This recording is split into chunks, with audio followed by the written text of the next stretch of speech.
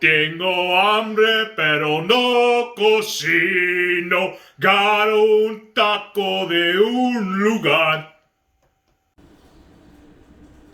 What's up, everybody? Tacuache Mike here with another Taco Talk video. We kind of talked about it, man. I'm here, and I wrote some stuff down because I'm here to give some truth, some facts, to drop some facts about what's going on in this taco world. And there's a lot of conversation going on. There's a lot of conversation going on out there about who the best tacos are. Austin, San Antonio, you guys don't have it.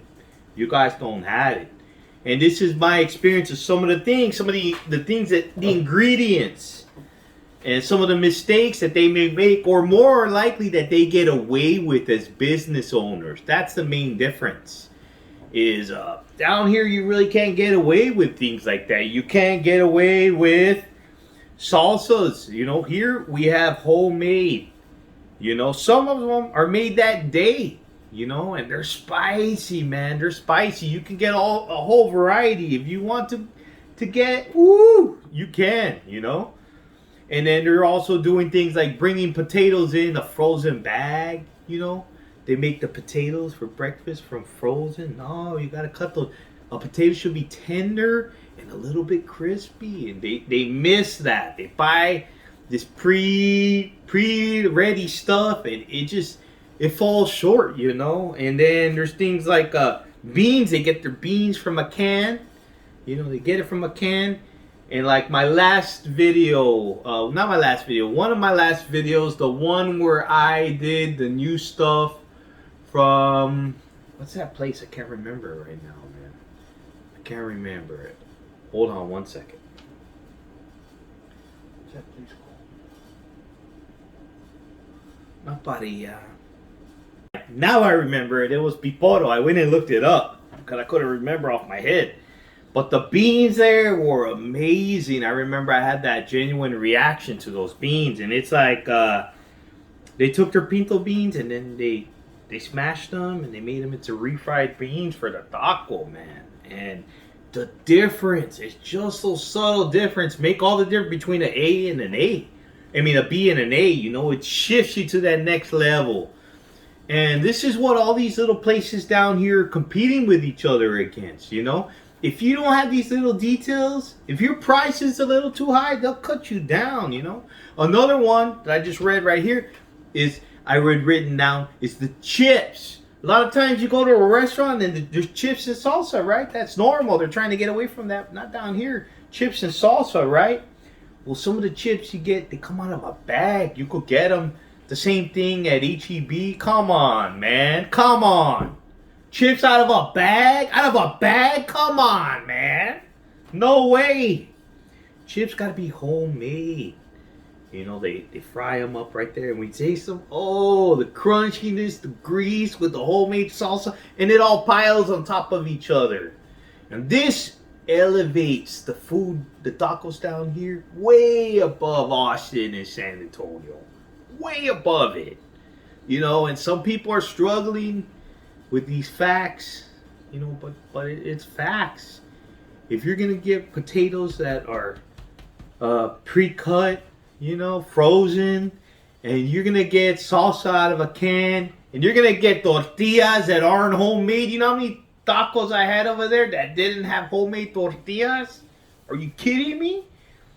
You know, and these little differences, a little bit, before you know it, it's a D-, easy. So yeah, I think that's where I feel about ingredients. I feel like there's a big difference between homemade ingredients, people making the stuff at the store. You know, they make the salsa there live, they make the tortillas there live, they make the beans there. You know, and then they can't get away with not doing that down here, and they have to keep the prices fairly low, you know, because it's a competitive market.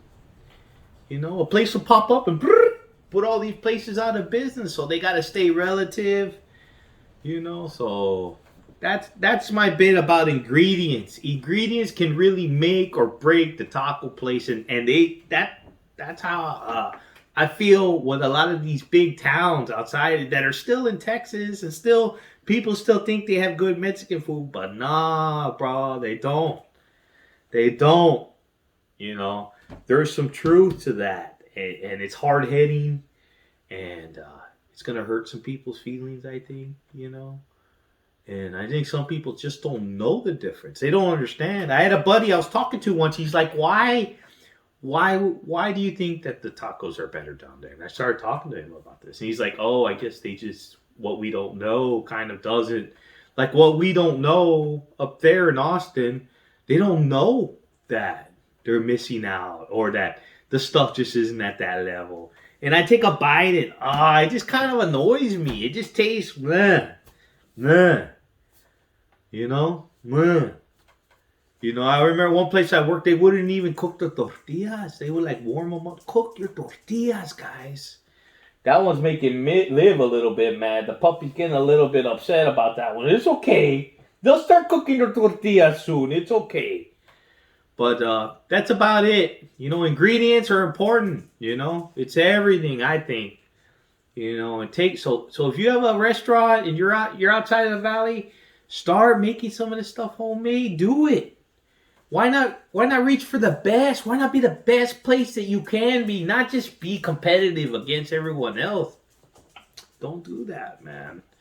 If you need to come down here, watch some reviews, find some places around here, and try them.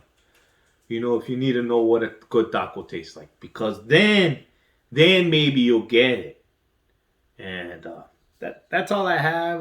Again, guys, thanks for watching. Like and subscribe, and that's it for Taco Talk. Expect some hard hitting facts coming up. Bye, guys.